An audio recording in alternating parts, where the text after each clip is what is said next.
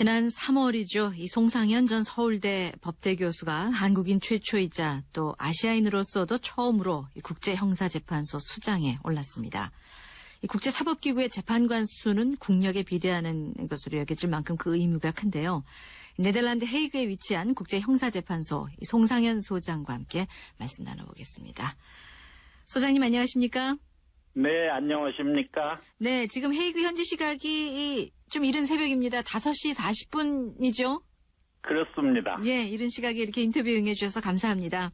아이, 천만에요. 예, 먼저 이 국제형사재판소 ICC 어떤 기구인지요? 언제 어떤 목적으로 설립된 기구입니까?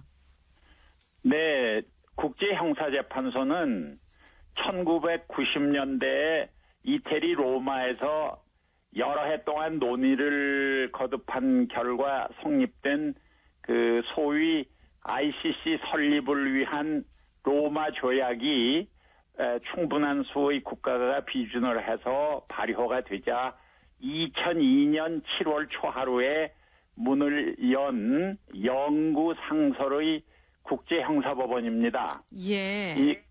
이거는 도쿄와 뉴른베르그의 그 전범 재판하고 비교할 적에 그거는 비록 그 승자의 일방적 정의를 강요한 재판이라고 비난을 받지만은 이미 중대한 평화 파괴 범죄를 저지른 개인들을 국제법정에 세워서 처벌하는 선례를 만들어 주었거든요. 네.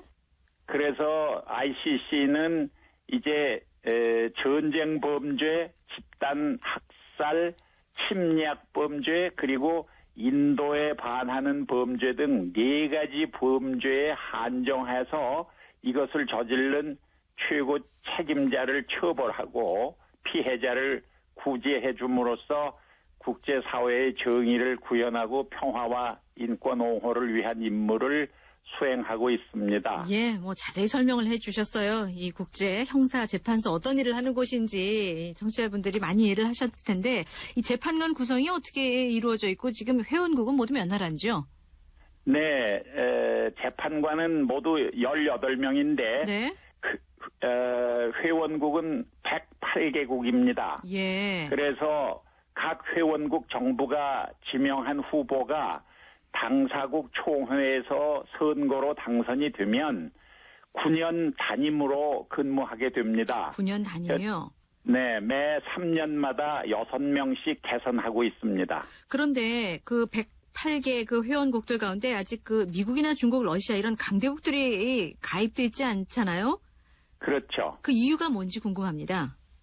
글쎄, 그 가입 여부는 각 주권 국가의 독자적 결정에 따르는 것이지만은 아마 나라마다 자기네 사정이 있을 겁니다. 특히 미국은 전 세계의 많은 국가에다가 군대를 주둔하고 있는데 병사들이 현지에서 저지르는 이런저런 범죄를 정치적 목적으로 모두 ICC로 가져가고자 하고 또 ICC가 만일 이걸 받아서 정치적으로 이에 대한 재판을 하면 어떡하나 하는 우려를 굉장히 심각하게 해왔습니다. 예. 그러나 이제 이것은 근거 없는 걱정인 것이 드러났고 마침 미국의 정권도 바뀌어서 ICC에 대한 그들의 태도가 굉장히 부드러워지고 협조적으로 됐기 때문에 예. 우리는 수년 내에 미국도 가입할 것으로 낙관하고 있습니다. 가입하도록 어떤 뭐 별도의 노력도 좀 필요하다고 보시는지요?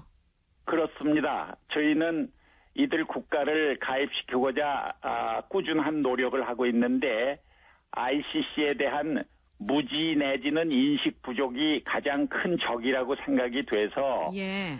국가마다 그 사람들의 이해를 증진시키는 일에 NGO들과 협력해서 힘쓰고 있습니다. 그래서 네. 그 결과 상당히 여러 나라가 지금 거의 비준 단계에 있는데 예컨대 이제 칠레는 며칠 내에 조약 비준안을 국회에서 통과시킨 다음에 바로 그 나라 대통령께서 저희 ICC를 예방하신다고 말씀도 하셨습니다. 그렇군요. 뭐 앞으로 회원국 수는 더 늘어날 거라는 전망인 것 같은데요. 자, 네. 지난 3월이었죠. 이 국제형사재판소 ICC가 이 다르푸르 학살 책임 물어서 이 바시르 수단 대통령에 대해서 이 전범 혐의로 체포영장 발부하지 않았습니까? 네. 이걸 두고 이 수단 정부 반발과 함께 논란이 상당히 컸는데, 네. 이 신병 확보도 지금 상당히 어려운 상황에서 실제로 이 바시르 대통령을 법정에 세울 수 있을까요?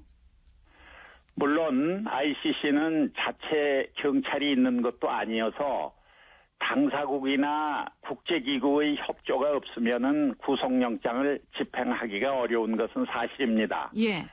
수단의 경우 대통령이 현직에 있는 한 그에 대한 구속영장을 그 나라의 검찰이나 경찰이 집행하는 것은 기대할 수가 없겠지만, 예컨대 그가 그 로마 조약의 비준국인 다른 나라에 여행하는 경우 그 나라는 그 사람을 체포해서 우리한테 인도해 주어야 할 조약상의 의무가 있기 때문에 우선 마음대로 여행을 못할 겁니다. 예. 예컨대 지난주에 남아공화국의 그 새 대통령 취임식이 있었는데 예. 그 사람이 거기에 참석한다고 하니까 그 남아공의 외무부 대변인이 말하기를 참석하시는 것은 환영하지만은 우리는 조약상의 의무 때문에 오시기만 하면 당신을 체포해서 ICC에 넘겨줄 수밖에 없다는 성명을 발표했습니다. 네. 그러자 그 사람이 참석을 포기했습니다. 네. 아무튼 국제형사범죄에는 시효가 없기 때문에 어느 독재자든지 자기 나라의 사법당국의 수사나 재판을 면했다고 안심해서는 안 되고, 언제라도 ICC에 의한 단죄 가능성이 있다는 것을 염두에 둬야 하니까 무고한 백성을 마음대로 고문하고 학살하려 해도 두 번, 세 번 생각하고 행동을 해야 될 겁니다. 네. 뿐만 아니라 또 지난 4월에요. 일본인이 그 북한의 일본인 납치 문제라든가 정치범 수용소 문제 해결 촉구하면서 이 네. ICC가 수단 대통령 기소한 것처럼 북한 당국에도 상응한 조치를 취해야 된다는 그 광고를 뉴욕타임즈에 실지 않았습니까? 네. 이런 경우에는 기소의 주체가 누가 되는 건지요? 이 정부 차원에서 네. 해야 되는 건지 아니면 개인도 이걸 할 수가 있는지요? 네. 뭐 개인도 할 수 있습니다. 그 현재 ICC 검찰부에는 8,000건이 넘는 고소 고발 사건이 계류 중에 있습니다. 예. 고발은 뭐 개인이건 누구나 할 수 있지만은 이에 대한 수사와 기소는 이제 저희 ICC의 검사가 최종적으로 결정하는 것이지요. 북한의 경우에는 로마 조약의 회원국도 아니어서 네. 원칙적으로 ICC는 이에 대한 관할권이 없습니다. 물론 수단도 ICC 회원국이 아니지만은 이 경우는 유엔 안보리가 다푸르 사태를 우리 검사한테 회부하기로 결의를 했기 때문에 모든 유엔 회원국은 안보리의 결의를 지킬 의무가 있어서 그렇게 된 겁니다. 그렇다면은 이 북한의 인권 문제도 가령 유엔 안보리의 특별 결의가 있다면은 실제로 기소도 가능하다는 말씀일까요?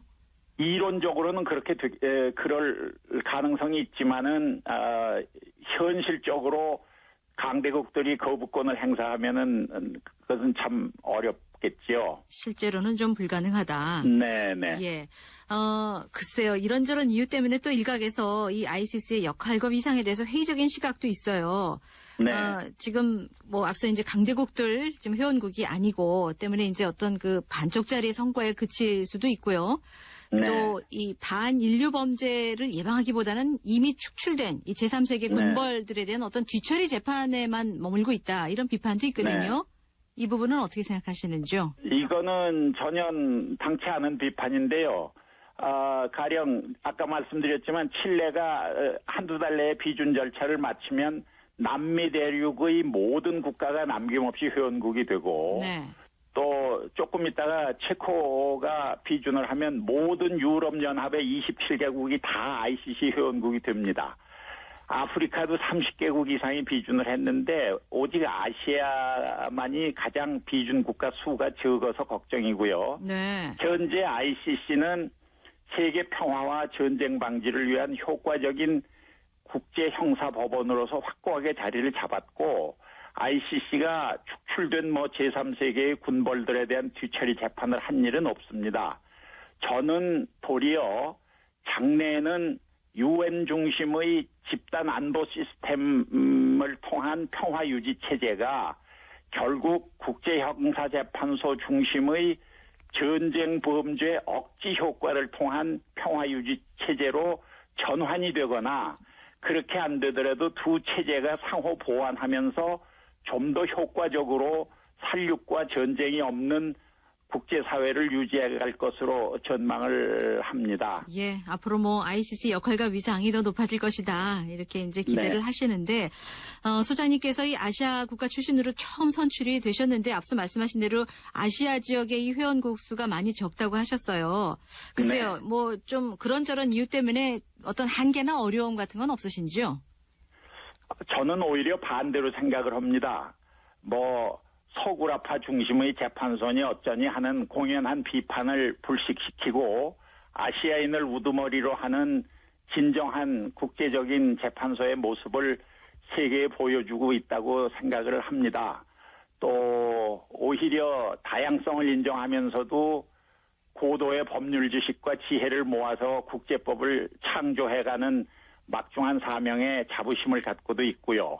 ICC 직원이 한 1,000명쯤 되고 이것은 마치 인구가 1,000명인 독립국가와 같은데 아까 말씀드려도 다만 아시아 국가의 회원국 수가 너무 적은 관계로 크게 뒷받침을 받지 못하고 있는 점만이 좀 서운하지요. 아시아 국가들 그 회원 가입하기 위해서는 또 어떤 노력이 필요하다고 보세요? 글쎄 제가 지난주에도 동남아시아를 다녀왔습니다. 근데 전망은 퍽 낙관적이어서 금년 중에 몇 나라가 가입할 것도 같습니다만은. 어떤 나라들이 될까요? 네, 인도네시아 같은 나라, 또 지금 베트남이나 라오스나 이런 나라들이 지금 내부적으로 여러 가지 움직임이 있고 당장은 아니지만 필리핀도 좀 가능성이 있어 보이고 그래요? 그렇습니다. 예. 네. 알겠습니다. 소장님, 저 국내 현안 관련해서 좀 질문을 몇 가지 드릴게요. 지금 이제 네. 국내에서 이 신영철 대법관 재판 개입 의혹 계기로 해서 사법부 독립성 논란이 상당히 뜨겁거든요. 이 문제는 어떻게 바라보고 계신지요? 글쎄 사실 바빠서 한국 소식에 접하지 못하기 때문에 사실관계를 잘 몰라서 만족하게 답을 드리기는 어려운데 네. 우선 저희 ICC 재판관들은 굉장히 언행을 조심하고 평소에 함부로 다른 사람하고 잘 어울리지도 않습니다. 그러세요? 또 그럼요. 각 재판부의 재판 업무에 대해서는 아무도 간섭도 안 할 뿐만 아니라 그 재판의 내부적인 쟁점, 내용, 절차 이런 것들은 아무리 가까운 동료지만 우리 재판관끼리도 절대 얘기를 하지 않거든요.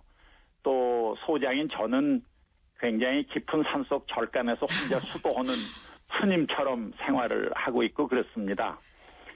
근데 지금 보면은 개인적인 생각으로 사법파동 운운하면서 좀 언론이 앞서가는 듯한 인상도 없지 않은데 매사를 법과 윤리에 따라서 처리하는 전문인들이 바로 법관이니까 아마 그 나름대로 합리적으로 매듭을 지을 것으로 보고 그렇게 되길 희망합니다마는 제 개인적으로는 중징계를 해야 할 행위가 아닌 것 같은데 헌법상 신분 보장이 된 고위 법관을 그저 사퇴하라고 한다거나 또는 법관들이 서명을 받느니 집단회의를 하느니 하는 것은 간단한 문제가 아니고 장기적으로 보면 오히려 독립적인 사법부의 장래를 위해서 바람직한 것은 아니다. 이런 인상을 받습니다. 예, 개인적으로는 중징계할 행위가 아니고 사법부 독립을 위해서 오히려 지금 이제 이렇게 경고 수준에 머무른 것이 오히려 바람직하다. 이런 의견이시네요. 개인적인 소견을 말씀해 주셔서 감사합니다. 네. 예. 자, 이런 시간에 귀한 시간 내주셔서 감사하고요. 다음에 또 기회 있으면 모시겠습니다. 아유, 감사합니다. 네, 고맙습니다. 네. 네덜란드 헤이그에 있는 국제형사재판소 이 송상현 소장과 말씀 나눴습니다.